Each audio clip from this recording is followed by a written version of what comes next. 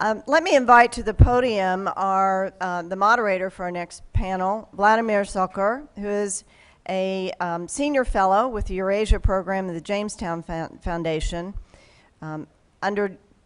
undertaking political analysis of Eastern European affairs and its Eurasia, Daily Monitor. He currently resides in Munich, Germany.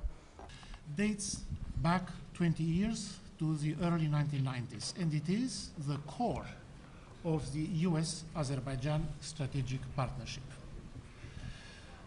On the Azerbaijani side, it was the then president, Haydar Aliyev, who made the historic decision of orienting the newly born nation state of Azerbaijan towards the West and toward close relations with the United States and the European Union. It was also then President Haydar Aliyev's decision to correspondingly orient the direction of Azerbaijan's mineral exports to the West. And this remains and will remain in the future the basis for the development and modernization of the Azerbaijani nation state. Some 15 years ago, the United States outlined the vision of a vital energy transportation corridor from the Caspian Basin to Europe. Azerbaijan was a key linchpin in that strategy and remains a key linchpin. This strategy and this vision has materialized in the Baku-Tbilisi-Ceyhan oil pipeline and the Baku-Tbilisi-Erzurum gas pipeline as an embryo of what is now a nascent southern gas corridor to Europe. 20 years ago, when this vision and this partnership developed, the European Union collectively had not yet defined its policy in the South Caucasus and the Caspian Basin, in the sphere of energy or in other spheres. Fortunately, that has changed in the last 2 years, 3 years, with the advent of European Commission President Barroso and European Energy Security Commissioner Günther Oettinger. They have developed, under their leadership, the strategy of a southern Caspian gas corridor to Europe. Again, Azerbaijan is key to fulfilling this vision. Azerbaijan is on the threshold of becoming a central intercontinental link in transportation projects between Europe and Asia. Wisely reinvesting the early profits from oil sales, Azerbaijan is developing intercontinental transport projects such as the planned Trans-Anatolia gas pipeline and the Kars-Tbilisi-Baku railroad. This has turned Azerbaijan into a regional locomotive for economic development, transportation projects, and increasingly investment. Azerbaijan is already by far the largest foreign direct investor in Georgia and is becoming a major foreign direct investor in Turkey, with the potential of becoming one of the largest FDI investors in Turkey through the Trans-Anatolia pipeline and the recent acquisition of the Petkim petrochemical complex. It is largely with the contribution of Azerbaijan that Turkey is achieving its national aspiration to become a transit corridor for energy, the Baku-Tbilisi-Ceyhan pipeline, and potentially the Trans-Anatolia gas pipeline. And hopefully Turkey will have the wisdom to see the benefits for itself from serving as a transit country in accordance with European standard legislation and regulatory regimes for the future Trans-Anatolia gas pipeline. We have a very distinguished panel today. We are awaiting the arrival of Azerbaijan's finance minister, and of Congresswoman Jackson Lee. And pending their arrival, I will give the floor to the speakers from left to right from my vantage point, beginning with the speaker to my left, and you have the floor. Thanks, Vlad, for the very kind introduction, and welcome everybody. It's a pleasure to see many good friends here in the audience, and thanks for spending a bit of a rainy Thursday here with us today. It's an extraordinarily important time in the bilateral relationship, but it's also an extraordinarily important time, crossroads, if you will, for Azerbaijan. The first panel outlined and portrayed, I thought, a quite compelling picture of the dynamic, the political dynamic 20 years ago at the outset of the bilateral relationship. What the panel didn't really portray quite accurately is the economic and the political situation Azerbaijan faced shortly after achieving its independence from the Soviet Union. Vlad mentioned a few moments ago Heydar Aliyev's quite bold and remarkable decision to develop the Azeri oil asset, offshore oil asset in the Caspian Sea, but equally importantly, the political commitment that he made in the early to mid-1990s to develop the infrastructure and to export that oil to the West, not to the north, not in other directions, but to the West, as a way of demonstrating Azerbaijan's commitment to enter into the family of nations. Not well understood the pressure, political and economic pressure under which Azerbaijan operated, and questions about its survival in the early 1990s. Today, oil is sort of yesterday's story. ACG, the largest field offshore Azerbaijan, and other SOCAR operated oil fields produce a little more than 1 million barrels of oil per day at a time in which the world seeks additional supplies of oil amidst political risk and potential instability. Azerbaijan remains a steady, reliable oil producer.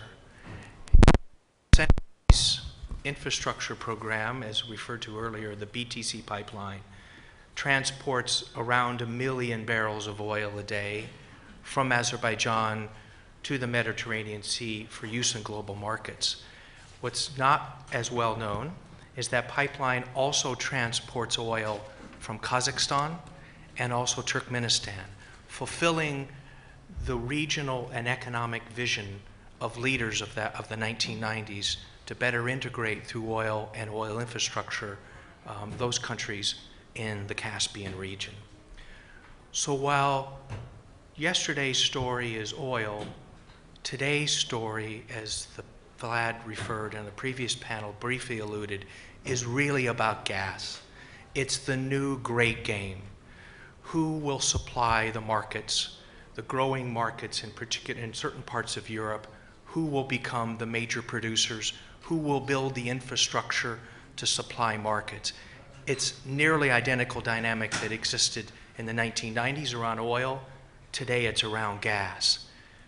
But the political environment, the political climate is much more complex, extremely difficult today. And not too long ago, the Azeri president Ilham Aliyev, like his father, made the bold and courageous decision to not only unlock the Azeri gas asset, but to export that gas to the West, not to the north, not to the east, not in other directions, but to connect Azerbaijan more completely to the West and to Europe in particular. We are nearing the reality of that vision, of that objective outlined by the Azeri president through the Shah Deniz project, which is the headline, the centerpiece of the development of the Azeri gas asset. Eric Rubin referred in the first panel to the landmark transit agreement signed last October between Turkey and Azerbaijan. First time that Turkey has agreed to transit another country's gas through its country to third markets. First time. Following that announcement, just 2 weeks ago, the Shah Deniz Consortium announced another landmark and milestone in the development of a $23 billion Shah Deniz project. And that is the decision to proceed with front-end engineering and design, a $4 billion commitment to ensure that the project stays on track for first gas in 2017, another important landmark to realizing the Southern Corridor, such that by the time this convention meets the next time here in this beautiful hotel, the story will not be about oil, it'll be about gas, and Azerbaijan's bold commitment envisioned by the current president to connect Azerbaijan to global markets, this time through gas. But these political statements and these commercial developments do not happen in a vacuum. It really reflects Azerbaijan as an important, not only resource holder, but also the challenges of developing that resource in an investment climate and with partners with whom Azerbaijan can actually develop safely, reliably, constructively its hydrocarbon assets. If you look around the region, there is really, quite frankly, no difference. There's no comparison to the investment climate, to the partnership that exists, to the skills and talents of Azerbaijan's national oil company, SOCAR. There is simply no comparison. SOCAR is head and shoulders above all others. Azerbaijan offers the best investment climate for companies such as ours and others who are now looking to invest in Azerbaijan as well. But as Azerbaijan has grown over the years, as the country has grown, so has SOCAR. It's reflected today in a quite extraordinary, competent staff, both technical, senior management, and leadership. You now can have extraordinarily good investments, partnership, conversations with SOCAR, share in the growth and the development of Azerbaijan's access. And of course, Elshad Nasirov, sitting over to my right, to your left, is a sterling example of just what Azerbaijan and SOCAR offers to the world. So as President Aliyev makes his objectives very clear, makes them very clear to companies who operate in Azerbaijan, the partnership with SOCAR realizes those objectives in a way that is stable and reliable and predictable for major companies who wish to invest in Azerbaijan. Lastly, I'd also like to point out, as Vlad briefly alluded, not only is Azerbaijan a different country today as it was 20 years ago, so is the region. Earlier we talked about Turkey. It's a fundamentally different country today, but so is Georgia. And much of this is a reflection of Azerbaijan's political and economic commitment to invest and to work with those countries to stabilize them as they in turn grow as well. Both of those countries are fundamentally different than they were 20 years ago. And the economic political integration across the region is equally different. It's a different country, it's a different region in which to invest, in which to operate. Clearly through hydrocarbons, Azerbaijan has been able to help transform the region in ways that are helpful to everybody, and it certainly satisfies the original vision of Heydar Aliyev and his Western partners back in the early 1990s. With that, I turn it back to Vlad. Thank you, Greg. Thank you, Greg. You rightly underscored the historic significance of the TANAP project. It is a project that illustrates the rapid process of Azerbaijan reaching full maturity as an energy producer, energy exporter, and as a source of strategic thinking for Europe in terms of energy supplies. With TANAP, Azerbaijan, or rather Azerbaijan's project TANAP, promises to succeed where others, including many Europeans, had thus far failed. TANAP promises to link Azerbaijan permanently and directly to European consumer countries, to increase the interest of Europe in the stability, security, and prosperity of Azerbaijan. TANAP further promises to link Europe directly to the eastern shore of the Caspian Basin, and to turn Azerbaijan not only in a gas-producing and gas exporter country, but also in a gas transit country, with favorable consequences for Azerbaijan's national economy, for Turkey's national economy as a transit country, and for Turkmenistan as well. It is important for Turkey to continue on its present path of offering to become a classical transit country for gas supplies to Europe, and not only for Shah Deniz gas volumes, but only for non-Shah Deniz and post-Shah Deniz gas volumes, as well as for Turkey to secure parliamentary ratification of the agreements reached last October in Izmir. And with this, I'll turn the floor to my neighbor to the right, Steve Blank, my colleague at the Jamestown Foundation. Thank you, Vladimir. It's a great honor to be here. I'd like to thank the organizers and sponsors for inviting me. I also have to remind you that since I am a professor at the Army War College, my remarks do not reflect the views of the Army, the U.S. Defense Department, or the U.S. government, or anybody else. They are my views alone. 40 years ago, when I was a grad student in Chicago, I learned then from my teacher, Alexander Benningsen, about Azerbaijan as being the most Western-oriented and modernizing of all the Muslim groups in the then Imperial Russian Empire.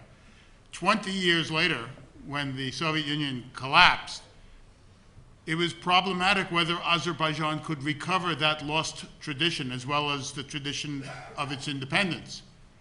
20 years later, today, we are celebrating an amazing achievement that is due to the courage, conviction, steadfastness, and insight of Azerbaijan's leadership and of several U.S. administrations. As was pointed out, this is no longer a partisan issue. This is an issue of the national interest of the United States, regardless of who the president is or will be. And as a result of those 20 years of successful partnership, that is successful for the most part, there have been problems, as there always are. We now stand before a new geopolitical and geostrategic, and I may even say geoeconomic era, where energy plays a major role and where economic issues are as important as classical military ones, and that this is a relationship where both sides must move forward. Our MC last night, I think inadvertently, revealed part of the problem when she said that 20 years of partnership has been beneficial to U.S. interests. The partnership can only be sustained if it's beneficial not only to U.S. interests, but to Azerbaijan's interests. And both sides have to contribute and sacrifice towards those ends in order that the partnership be mutually rewarding and beneficial.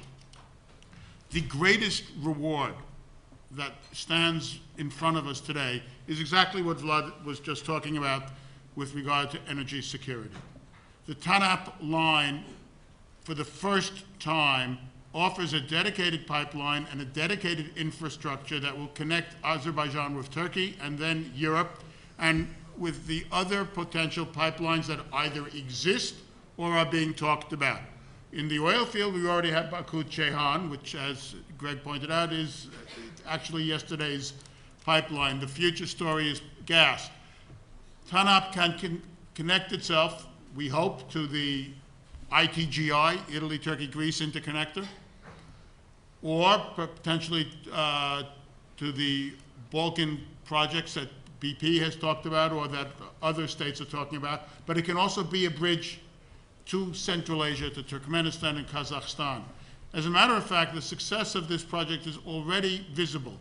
The Ukrainian government recently indicated its interest in participating in that pipeline. Now, one has to take Ukrainian statements with a certain circumspection. Nonetheless, I think that it shows that they understand the benefits of this. And the benefits of this to Europe are immense, because it is not just a question of supplying Europe with gas, making money, and putting that money back into the Azeri economy and investing and diversifying the Azeri economy. It is also a geopolitical question, because as we all know, the main day-to-day geopolitical weapon of Russia, by which it seeks essentially to reverse the status quo in Europe, is gas. It seeks to use gas not only to keep the former Soviet republics under its domination, but also to fracture the integration of Europe and the democratization of European public institutions, the great achievement of the last 20 years. And therefore, we need a vigorous, much more vigorous, energy policy than has been the case in the recent past, in order to sustain not only Azerbaijan, but to, the other countries that are both gas producers and gas consumers, in allowing them to make their sovereign choice of where they're going to export their gas, through which pipelines, and to obtain a fair price for their goods. And if we leave that decision up to Moscow, they will have neither sovereign choice about whom they export to, through which pipelines they export to, or the price that they will get. It's that simple. And when they don't have sovereign choice, they are no longer truly free agents. But as a result of Azerbaijan's achievements, Azerbaijan's status has become perhaps more of a problem to those states which are opposed to that progress. And as a result, Azerbaijan today faces new threats or developing threats based on older patterns, which we must cooperate together with Baku to meet. One of them is Iran.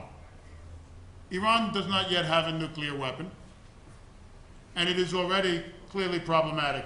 11 years ago, it shot up an Azeri exploration ship in the Caspian, and its record has not improved since then.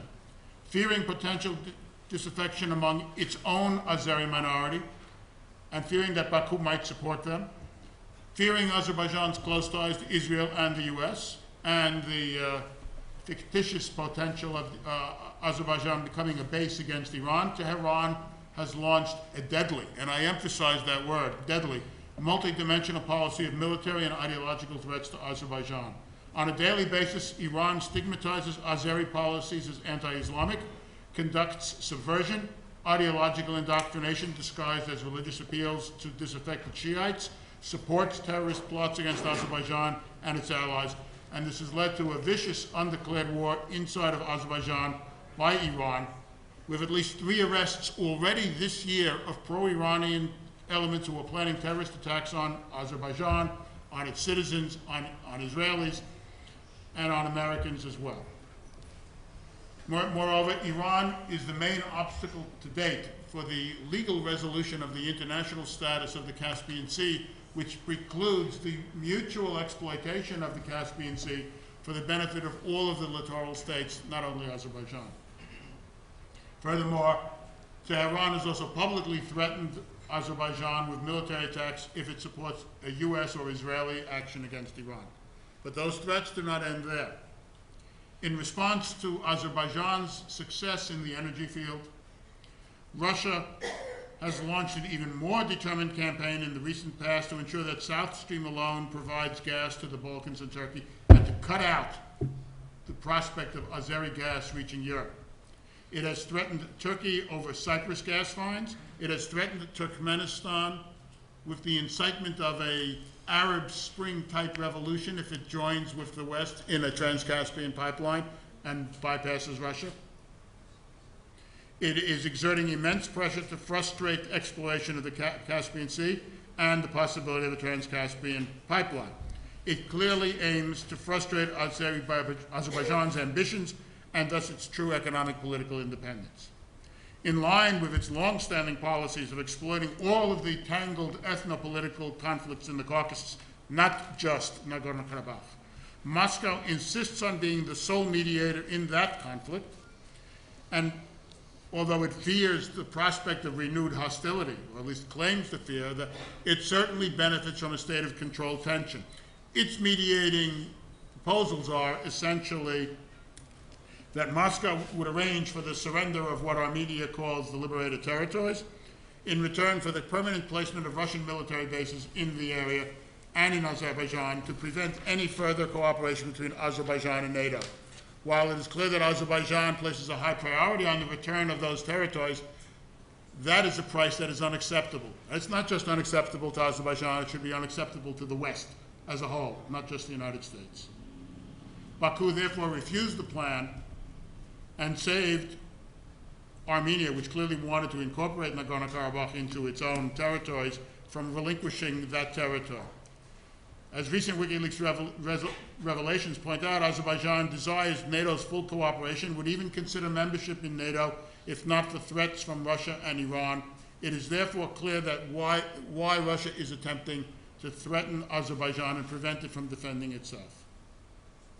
Furthermore, with the recent tension around Syria and Iran, we have been witness in the last 6 months to a year of an enormous Russian military buildup in those areas of the North and South Caucasus where it already has forces, not least Abkhazia and South Ossetia, which it essentially forcefully took away from Georgia 4 years ago and is trying to recognize as independent states, or perhaps one day even incorporate them into Russia.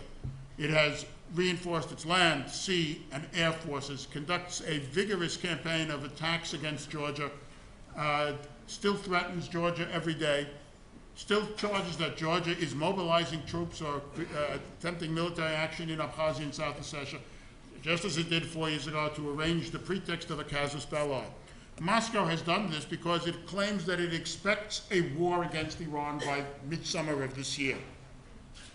And if that takes place, it expects Iran to retaliate against either the US or Israel or both by striking either at Central Asia or the Caucasus. Hence the ongoing buildup of all those land, sea, and air forces. Those forces, whatever the pretext under which they are now being deployed, represent a standing threat not just to Georgia, not just to Azerbaijan, but to the fabric of international security, because they are an attempt to extend Moscow's violation of the Helsinki Final Act and of the CIS Treaty of 1992. In other words, we are dealing with a state, not a status quo state, but a revisionist state. The status quo that they want is, of course, that the tensions from these conflicts not be resolved in a peaceful way against Russian interests. But they are threatening to undermine the entire basis, not only of Azeri security, but of European security. If anything, the last 20 years has taught us, therefore, about the indivisibility of security, not only in Europe, but in the Caucasus, and that there is no true European security without due attention to the Caucasus. That brings me to the last points I want to make. The United States needs to have a much greater strategic vision of the importance of the Caucasus than is presently the case. It does not have that vision today. Furthermore, as David Merkel said in the last panel, it is a matter of the utmost urgency that the United States play a much more vigorous role in mediating the Nagorno-Karabakh conflict. I have war-gamed this conflict at various times, and if it descends into war, it'll be a calamity for both the Armenian and Azeri peoples and governments. Neither of them will benefit from whatever comes out of this. And the longer we do not have progress, the more likely the conflict possibility becomes real. We've seen many cases in 2010 and 2011 of incidents at the border, provocations that could lead to greater conflict from which nobody benefits. It is therefore essential for the United States to understand the true role of the Caucasus in general and of Azerbaijan in particular. We cannot just think of Azerbaijan as a player in the war on terror and as a logistics hub for the Northern Distribution Network. Azerbaijan is a vital strategic partner of the United States, a success story, and likely to be even more of a success story in the next 20 years, but it needs our assistance as we need its help in supporting the realization of vital U.S. interests, such as alternatives to the European gas domination by Russia. It is on this basis that a partnership can go forward and take the successes of the last 20 years and magnify them for the greater benefit not only of the United States, but of Azerbaijan. Thank you.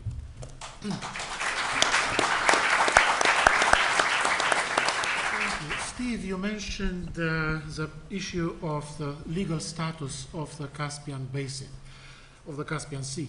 It is appropriate to recall that Azerbaijan played a pioneering role in the region in promoting, first, the sectoral delimitation of the Caspian seabed among the littoral countries, and second, the right of Caspian countries to develop trans-Caspian transportation projects on a bilateral basis without requiring the consensus of other Caspian states. On these two key issues, sectoral delimitation and bilateral trans-Caspian project, Azerbaijan was and remains the pioneer and the front runner in the region. Steve also mentioned Russian aggressive intention in the development of a totally disproportionate military potential in the immediate proximity of the South Caucasus. I share that, and I myself have written about that, as has Steve. I would like, however, to point out that the safety of the energy transit corridor has never come into question despite the development of Russian military potential in the vicinity. Even at the height of the Russia-Georgia war, the Russians refrained from targeting energy infrastructure on Georgia's territory. So I think there is no reason for Western investors to feel intimidated or discouraged by the buildup of a Russian military potential in the vicinity. This is no reason to refrain from further developing the transit corridor across the South Caucasus. The Russians know as clearly as anyone else that targeting this corridor or infrastructure related to it would ruin Russia's relations with the West for a long time to come, and perhaps irreversibly. And of course would also severely undermine, beyond repair, Russia's own reputation as an energy supplier to Europe. So I think, I'm convinced that further investment in the region and the development of the corridor is safe. And thirdly, Steve also mentioned prominently the Karabakh conflict and the back seat that the United States has taken for almost a decade in efforts to resolve this conflict. The United States has passively, implicitly consented to delegating the lead role in those negotiations to Russia, which only increases Russian leverage upon both Azerbaijan and Armenia. It is to be hoped that the next US administration after the November elections, from whichever, whether Republican or Democratic, will reassert a leading role for the United States in brokering a settlement in Karabakh, because no other world power enjoys the same level of credibility and trust in the region as the United States does. This is an enormous political capital of the United States that the United States is not drawing upon. And with this, I'll turn over the floor to Elshad Nasirov, first Vice President of Azerbaijan's state oil company. Mr. Nasirov has played and continues to play a key role in developing what has become a world-class oil and gas company. It has become a world-class company in a very short period of time, starting from a very low base, rapidly rising in the hierarchy of international oil companies, becoming a major direct investor in the region, earning profits that the Azerbaijani government is then able to reinvest in projects of regional and potential transcontinental importance. Mr. Nasirov represents that kind of company, and you have the floor. Thank you very much, Vladimir. For us, it's an honor to be the humble sponsor of this event, and we are happy that we managed to invite so many dignitaries from the United States Congress and administration, and also so many important and very wise people from Washington, from the United States, and from various states of the United States. Looking back 20 years ago when we started our diplomatic relations, I heard that Ambassador Wilson was complaining about the difficulties he had in Baku, and of course Ambassador Pashayev had also a very difficult time when he opened the embassy in Washington.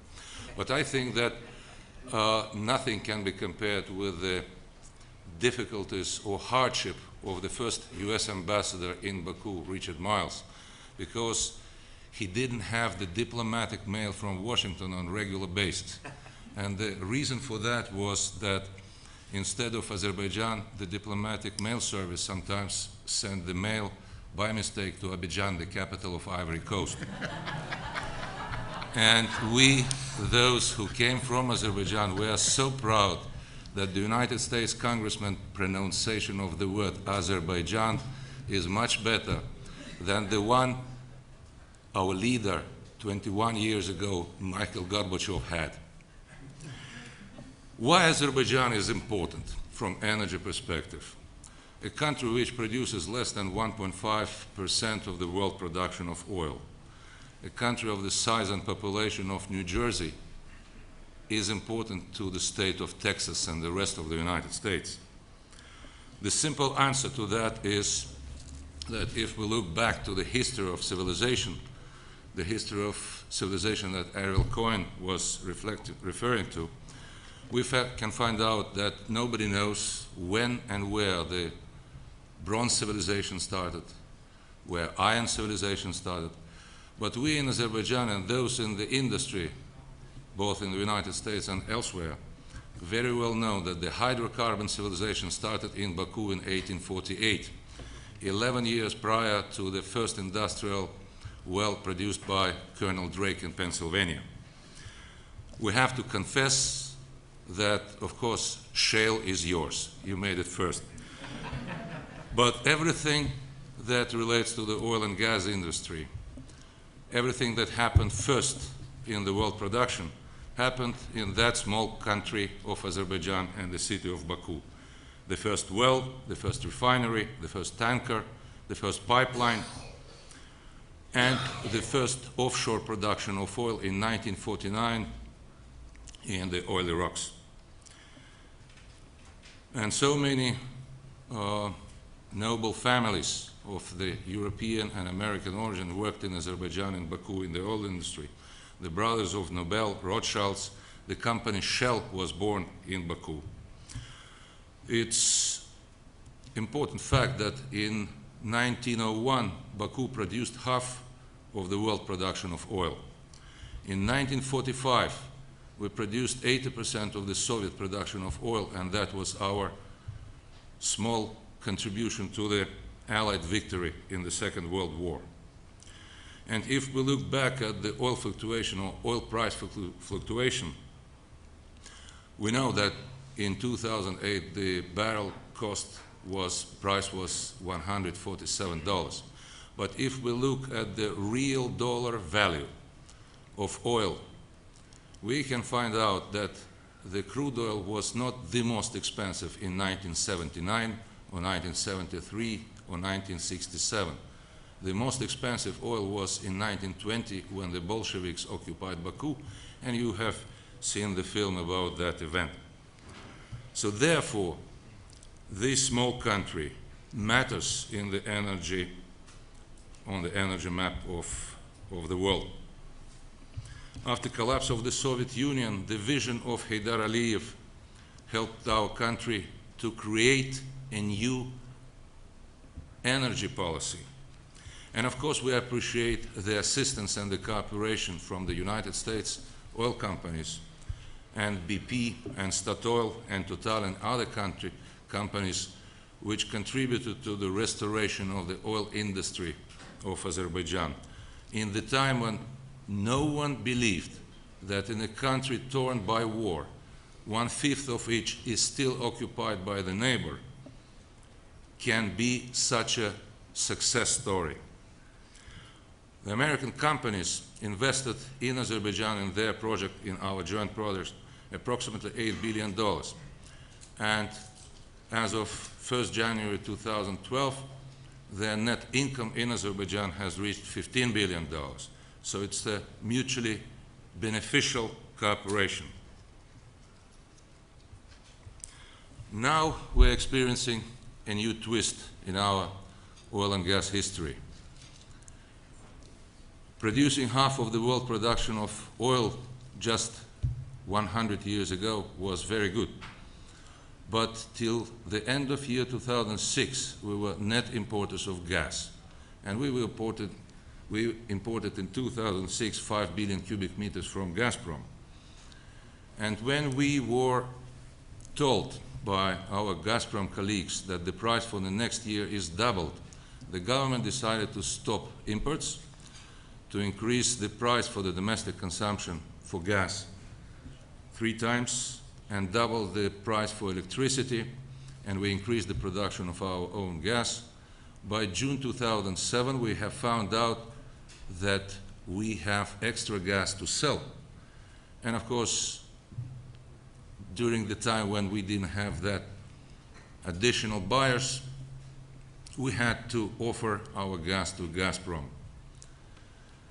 And when our colleagues in Gazprom didn't believe that we are offering them gas, of course the question was, and the price is the same as we are offered, but the reply was, for our colleagues in Gazprom, we can provide a very substantial $5 discount. Gas is not only a commodity. Gas can be considered by some as the tool of domination, tool of influence. In our case, we consider this as a tool of territorial integrity along with commercial values.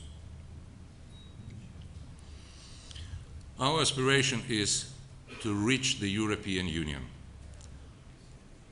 with any pipeline that can be available at that time. Sometimes we are accused from Brussels that Azerbaijan is playing games, Azerbaijan doesn't construct pipelines. Frankly speaking, that's unfair.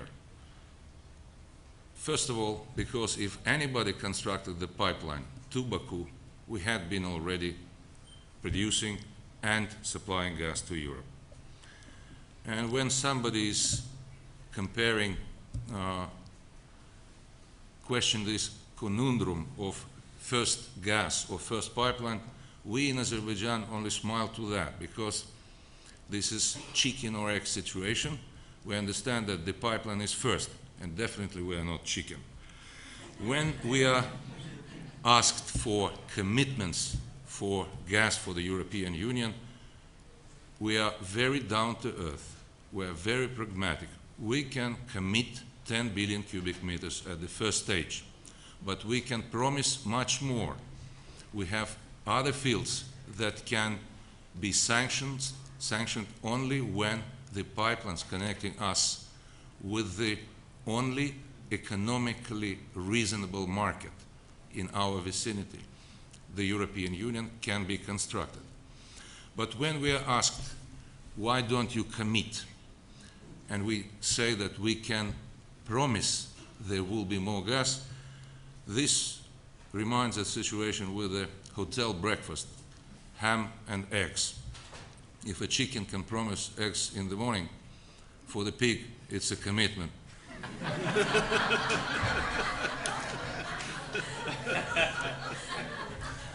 Of course, it's not easy to make the decision about sanctioning a project which will take $50 billion. $25 billion we have to invest together with our shareholders, with BP, Statoil, Total, and others, into the production of Chardonnays. But another $25 billion have to be spent by Azerbaijan to return the investments in any pipeline connecting Baku with the heart of Europe. And of course, we have to make a very serious decision which direction to Europe, to the Italian direction or to Baumgarten in Austria, this pipeline has to be constructed. And of course, we appreciate the support and assistance of the United States Congress in meeting the challenges that we have in front of us in making the Chardonnays a reality. And it's the feeling with appreciation that we met the decision of the House of Representatives to have a very solid, very precise language in their resolutions about our project. And it is our strong belief that the Senate will follow that vision and approach to the energy security of Europe. Of course, we would be very appreciative if the United States administration could consider provide more assistance and more guidance in pushing the Azerbaijani US-European energy issues more actively, as was the case with the Clinton administration. And Azerbaijan will always stand by.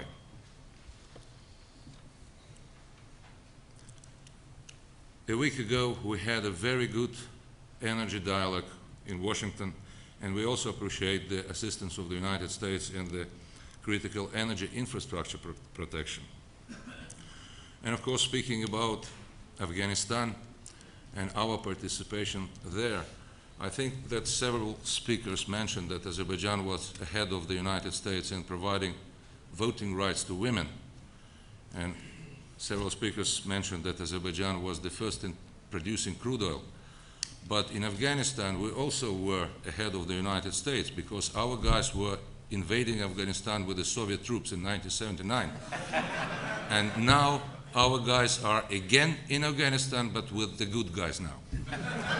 So let me say in conclusion that if Azerbaijan, if Baku was the birthplace of the hydrocarbon civilization, it is this great nation that made the very best use of the hydrocarbons, and we will always stand together. Thank you.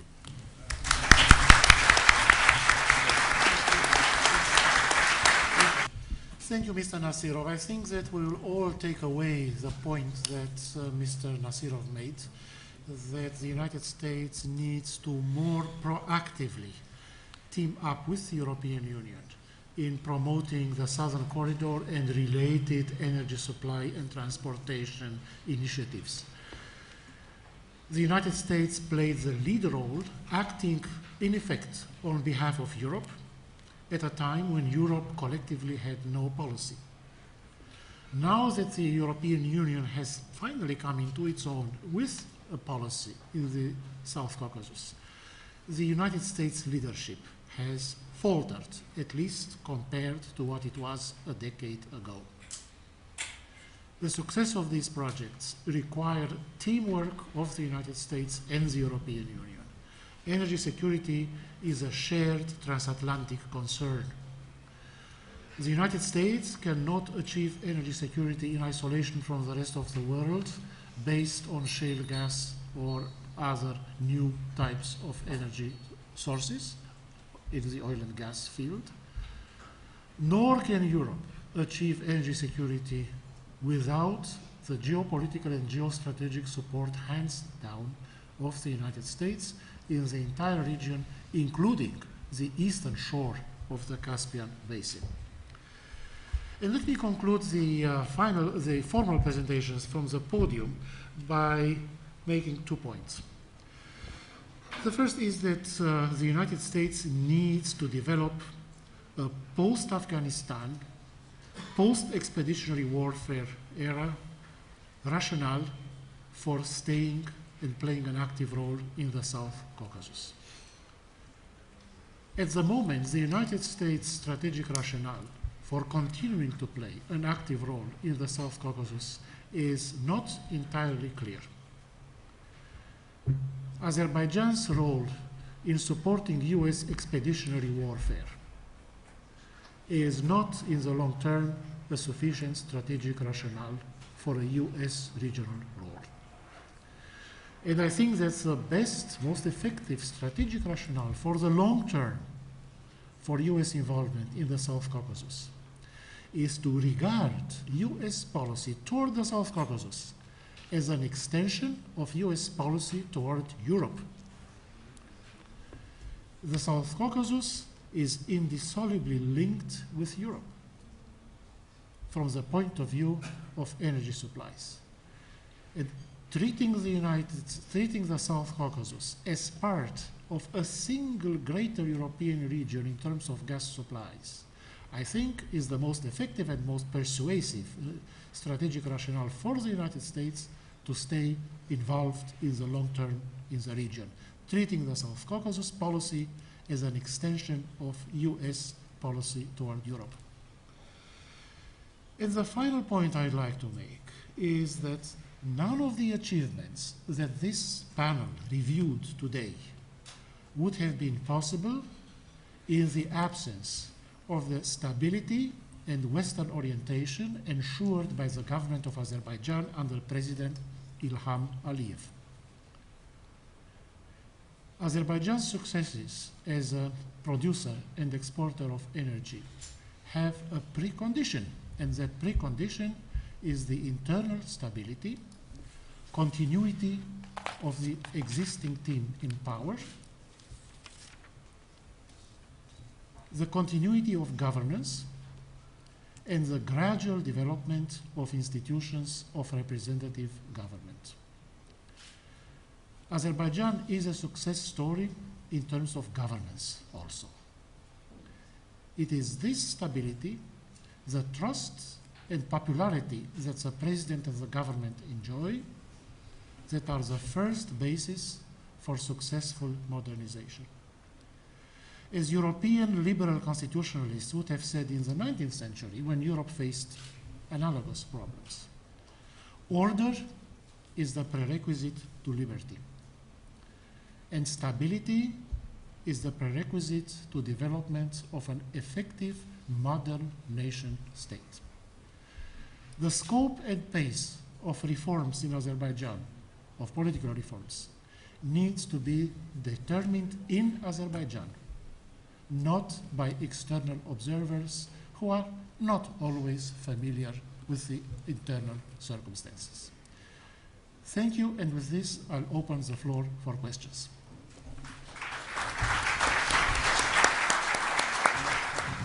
Good morning, distinguished panel. I'm State Representative Anastasia Pittman from Oklahoma City.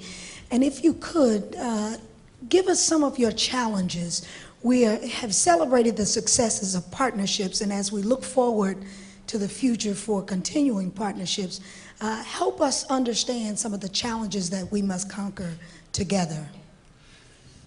In the case of Azerbaijan, Azerbaijan has to continue its development of representative institutions and a broadening of its political and economic elites and stability, for not only because we think this happens to be the right way to go, but I think it's necessary for Azerbaijan's security. It is the weakness there that allows Iran and potentially Russia to exploit internal disaffection and try to subvert the government from within. To the extent that you have a more representative governance, better representative institutions, a broader elite, a more educated and economically diverse population, I think you gain stability over time and greater legitimacy. Second, it has to continue to uphold the case for the peaceful resolution of Nagorno-Karabakh. There are elements in Azerbaijan that say that maybe we should take military action in order to force people to wake up to the seriousness of the problem. That would be an unmitigated disaster, I think, for a lot of reasons, which we could go into later. That's the Azeri side. From the United States point of view, the United States, as I said, regardless of who wins in November, needs to have a strategic vision of the importance of the Caucasus. And I agree exactly with what Vlad said, that the Caucasus is indispensable to European security and must not be seen as a pit stop on the way to Kabul for refueling. It is essential that we understand the role that energy security is going to play globally as well as regionally, and the importance of the Azeri energy supplies and the linkages that could be created through support of Central Asians for those energy pipelines in maintaining European stability, maintaining European security, and the greatest geopolitical objective of the United States in Eurasia, that is foreclosing Moscow's efforts to restore its empire. That would also, I think, indirectly, over time, lead to greater pressure for democratic reform in Russia. It's a long process, but I think that's the way you have to go. And therefore, it is important not just to have a reset with Russia, it is important to have an equivalently strong policy for countries like Azerbaijan and the Caucasus, Ukraine, Central Asia, and so on. Those are the challenges that I see for the future. If you click in YouTube, Hitler birthday Baku, you will see a very short movie about Adolf Hitler being presented the birthday cake in April 1942 with the Absheron Peninsula and the city of Baku with swastika over it and with blackcurrant jam flowing as crude oil. He never got that cake. When we are looking at the broader map of the Mediterranean, the pipeline that was constructed by many companies with the assistance of the United States administration, which is constructed from Baku to the Mediterranean port of Ceyhan, is the only pipeline which transported crude oil into the Mediterranean of non-Russian, non-Arab, and non-OPEC origin. When you look at the map of the gas supply to Europe, the meridian that cuts Azerbaijan starts in the Barents Sea and ends up in the Persian Gulf, and it cuts only 3 countries: Russia, Iran, and a small piece of land called Azerbaijan. So therefore, we have to understand that the guarantee of the energy security of Europe is situated in the Caspian in 50 kilometers of Baku. So that's our message to the United States and to you, gentlemen. Given the issues related to water supply that exist across the globe, should the U.S. invest in infrastructure and projects to improve the water supply in Azerbaijan? And would you consider that a step towards an improved understanding of the importance of the Caucasus? I'm not an expert on the water issues in Azerbaijan, but I think that anybody looking at the broader Eurasian region instantly becomes aware that water is a major issue. It is, for example, in Central Asia, it is becoming a vital issue, Uzbekistan and Tajikistan, let's say.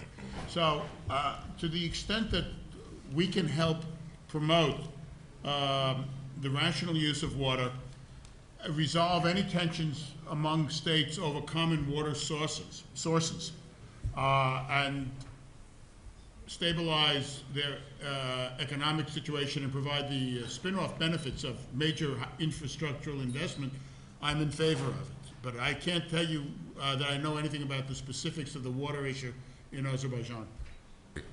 But still, water, environmental issues in Azerbaijan. Of course, nobody cared about environmental issues during the Soviet time in the Republic of Azerbaijan, especially during the Second World War.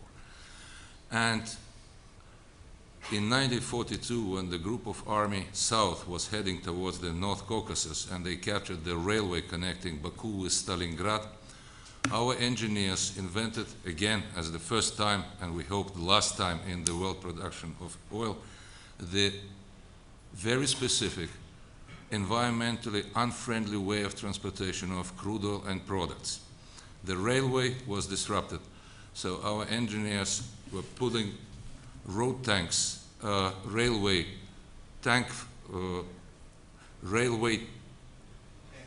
tankers into the water of the Caspian, and you know that oil is lighter than water. In a couple of minutes, that junk metal floats. And we took them all the way to Turkmenistan, put them on rail, and all the way to Stalingrad. Now, of course, we have to clean up after all of these years of savage production. And of course, SOCAR is also contributing to that, and we have been investing several $1 billion already in the cleanup of the Absheron Peninsula and elsewhere. And for those of you who will come for the Eurovision, you will see positive results. Thank you. I was wondering if you could give us your insight. You touched upon the Karabakh conflict a little bit, and for the past 20 years, we celebrate another anniversary this year of establishment of the Minsk Group, and no results has been delivered yet. And the rhetoric from the international community has changed throughout the years. First, we were talking about the need of US and Russia to be on the same page in the Caucasus. Then we switched to it is up to the sides, and all mediators can do just facilitate them coming together. So when we look at the situation in the region, nothing really has changed in the past 20 years. Professor Blank mentioned that another war would be a disaster, and I think everyone in the region, especially in Azerbaijan, understands that. But I'd like to bring a quote from distinguished Dr. Schaefer, who always likes to say that unless someone among the refugees blows himself up, we won't be on the headlines, and the international community would get together ASAP to resolve this conflict. So looking at the next few years, what do you think has to change in the current situation to move this thing forward, considering no side wants military actions, but also considering that, especially in Azerbaijan, when we view the possibility of status quo continuing for the next few decades, the military option seems more and more attractive. Thank you. The first would be to repeal the notorious Section 907, which penalizes the victim and rewards the aggressor. Another immediate step or quick step that the United States could take would be to recognize the fact that a massive ethnic cleansing operation has taken place in Karabakh, probably the largest by far in Europe and in Europe's vicinity since the Second World War, which remains unaddressed, much less corrected or reversed.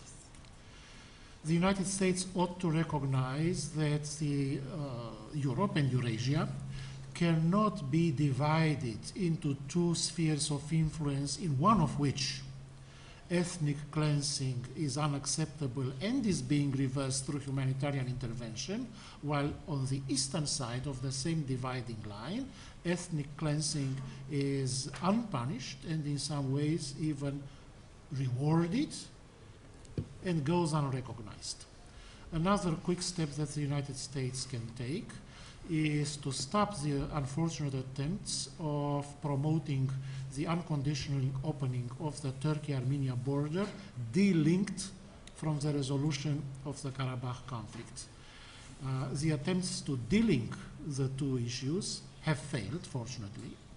I think they have little prospect of succeeding, although some people think that by 2015 that maneuver might perhaps have another chance. But it is important to recognize that delinking the two issues will deprive Armenia of the incentive of withdrawing its troops from occupied territories. Azerbaijan takes the position jointly with Turkey that both countries will open their respective borders with Armenia simultaneously, linked to significant major progress on Karabakh conflict resolution. And this linkage needs to be maintained, and it is not a substitute, the delinkage attempts are no substitute for an active US diplomacy on the Karabakh conflict. And perhaps a less quick, but nevertheless a step that can soon be taken by the next administration, regardless of political party, would be to reassert a proactive role in brokering a settlement of that conflict. And I'm sure that my fellow panelists would like to comment on the same issue. Well, I agree with everything Vlad said, but I would go farther. I would make it clear, for example, as part of this normalization of relationships between among Turkey, Armenia, and Azerbaijan that would follow, that Armenia would then be integrated economically into many of the projects, particularly energy projects, that are now excluding it. Armenia loses about 15% of its annual GDP because of the Turkish blockade, which is directly traceable to Nagorno-Karabakh. So they have a compelling economic interest if there can be a solution. And I would make that clear that they stand to gain from that. Beyond that, not only would I urge a greater mediatory or brokerage role, as Vlad says, for the United States, I would do what President Carter did. I would invite President Aliyev and President Sargsyan basically to Camp David, lock them up away from foreign lobbies, domestic media, and everybody else, and say, basically, nobody walks out of here until you have a solution that you can both live with. Because I think that's the only way it's going to happen. If it is negotiated in public, unless Russia imposes itself, we will constantly have both governments looking over its shoulder, either at the Armenian diaspora or at domestic constituencies in Azerbaijan, who both have inflated expectations as to what can realistically be achieved. And as Bismarck said, politics is the art of the possible. So we have to make it possible for these governments to realize what really is possible on a basis that they can both live with in the future and from which they will both mutually benefit. And that means settling all the issues. I mean, the ethnic cleansing, the refugees, economic compensation, borders, the future disposition of the territories of Nagorno-Karabakh, the return of those provinces of Azerbaijan to Azerbaijan that were not part of Nagorno-Karabakh, and so on. But I don't think this can be done by open covenants openly arrived at or by negotiating in the press. Ladies and gentlemen, I want to introduce at this time Congresswoman Sheila Jackson-Lee from Texas, who is going to provide some concluding remarks for this outstanding panel that we've had today. Congresswoman? I have the close kinship with many of the sponsors. I tried to, I think, ExxonMobil, ConocoPhillips. Who else did I miss from Houston, Texas? That is one of the co-sponsors. Here they are here. BP, all in the region of the energy capital of the world, which we still claim. Let me also thank SOCAR for its dynamic growth and wonderment in terms of having a focus on providing energy globally, which I think is certainly important as we look at the needs of people around the world. I am delighted to acknowledge that I am a member of the Azerbaijan caucus, enthusiastic member and supportive member, and have had many good meetings, but insight into the enormous importance of the region and of this country. Let me also thank the Turquoise Council of Americans and Eurasians for their strong recognition of the value of our partnership. And many of you may not be aware that I practice oil and gas law in Houston at Fulbright and Jaworski, and a number of energy companies, along with being a partner in my own firm, but also a senior counsel for a gas pipeline company. I think I know the industry in terms of upstream, downstream, but I also know the importance of recognizing the job creation aspect of the development of energy throughout our various countries. The many sponsors are important to me as well, because I'm delighted that we are talking about internationalism and coming together. Let me say to you that I am moving with swiftness because when you come this far off the floor of the House, I have to listen for the bells, and I hope my staff is listening for the bells because we have to rush back. But I came from a hearing in the Judiciary Committee dealing with intellectual property. And so a lot of this is, in essence, synergistic. To be able to talk about our innovative work, the sharing of opportunities in deep water exploration, the importance of making sure that we are doing this work safely and securely, giving the people who need the energy the confidence that we are responsible. You obviously know that that is something that we've had to overcome. And just for a moment, allow me to introduce a dear, outstanding educator, and I hope she'll be committed to making more of those who are infused with science, technology, engineering, and math, because I need the next generation of scientists dealing with energy. For a moment, allow me to introduce or to say hello to my friend, State Representative Alma Allen from the great state of Texas. Give her a big hand. Energy security has become a significant factor driving deepening international engagement with the region, and there is a need to ensure reliable and stable export routes for hydrocarbons from the Caspian Sea region. Achieving a better integration of Azerbaijan into European energy markets, strengthening European Union energy security thanks to supplies coming from the Caspian Basin, and developing a more efficient energy demand management in Azerbaijan is something we need to work on together. I am committed to further these relationships, specifically between Houston, Texas, the energy capital of the world, and Baku, the energy capital of the region, and the special emphasis on trade and energy relations. Energy and the environment are on the front page of every paper, in the forefront of everyone's mind. Whether it is deep water drilling for the oil in the Gulf of Mexico or deep water or drilling for shale gas in Pennsylvania, there is no more information and misinformation there is so much misinformation and there is so much information that may not be understood that there seems to be confusion instead of understanding. As an oil and gas lawyer, I dealt with take or pay. I dealt with stripper well legislation of years past. I understand that you can make policies that 10 years later do not work. But what I will say is that you miss your opportunity if you do not explain to your public how valuable what you're doing is and how willing you are, whether it is in the Caspian Sea region or whether it's in the Gulf of Mexico, to address the questions of the environment.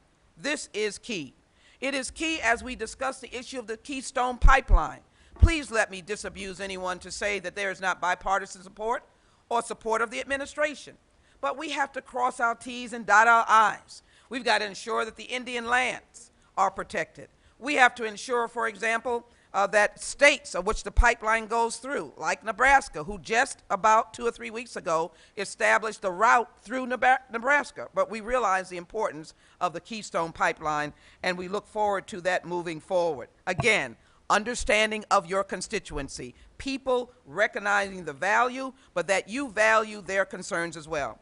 Not very long ago, there was a lot of talk about the world running out of oil or running out of natural gas. Not true. There are still vast reserves of oil and gas, and Azerbaijan proves it, as well as the continent of Africa. Partnerships that we should develop worldwide. Because there have been massive new discoveries, the world's oil reserves are larger than they were thought to be 10 years ago. News on our stations this morning, besides other news, is the fact that gasoline prices in the United States may be going down. If I walked the streets of the District of Columbia and I had a big billboard saying your gas prices are going down, it's no telling whether I could win for President of the United States of America. Everybody would be celebrating. It is, because there's a slight stabilization in the circumstances with Iran, and Europe has stored up a lot of its product on the basis of being fearful of Iran. Now they have the amounts of energy or resources to push to other markets. And so we shouldn't be panicky about the market. We should work with the market. Not very long ago, there was a lot of talk, as I said, and now today we see that there are oil reserves that are larger than we thought to be 10 years ago. As I mentioned, in this great Caspian Sea, are reserves that are being found along the west coast of Africa, from the Cote d'Ivoire to Ghana to Sierra Leone. All of those places are finding energy. Let us not be against each other, but let us be together. One of the more important things that we have learned over the time is that we can be much more efficient with our use of these fuels, get more value from what we consume, and thus reduce our carbon emissions to get our dollar out of the output. The other thing that we have learned is that we clearly are not running out of brain power. We're not running out of creativity. We're not running out of entrepreneurial spirit. We're not running out of drive to succeed, and that goes for the relationship between the United States and Azerbaijan. I introduced H.R. 3710, which is a U.S. initiative. We worked with many different partners, the energy industry, the environmental industry, jobs creators, and this bill is a model, I believe, as you begin to develop your resources or increase your resources. Always go to the public and say, how can it help you? Oh, we realize that energy powers industry, it powers our vehicles. But let them know that you will protect the Caspian Sea, that part of the work of energy exploration has to deal with the environment. My bill does these things. It ensures the protection of the environment, and in our country, for example, restores what we call wetlands. You can say many other things in any legislation that would be written. We indicate that we would reduce the deficit. We also indicate that we would produce and train the next generation of oil industry professionals and employees. And then, of course, we escrow money and we create jobs. And I think that is a commitment that we should make. As I look to this great region and the partnership that I think is so strategic and so very important, let me speak to my passion. We live in a nation that is enormously diverse. I know that you can share with me the diversity in your region. It is so very important that in the works of my great friends here, and I have been in meetings with them over and over again, and I do believe that there will be a rainbow at the end of the tunnel. We must work in this nation with minority, women-owned businesses. the vast diversity that we have, the numbers of women that we have. For example, just recently in the city of Houston, a report was given that suggested that African American businesses were the lowest number of businesses utilized in that city. That has to change. But the genius of minority businesses and women-owned businesses can be a vital partner, and in your own region, to be able to suggest that there can be energy professionals from all vast diversity would be a growing asset to ensure that the industry, that the energy industry, that the new protocols, the new development continues to grow and grow and grow. By encouraging the advancement of all aspects of Azerbaijan society, you only accelerate the growth of Azerbaijan. And there are plenty of companies in my district and across the United States who would welcome the opportunity to work with you to advance that purpose. We can all do it. I am an energy professional, now a member of the United States Congress that chairs the Energy Brain Trust for over 15 years. I don't want to add how many years because I'm only 21.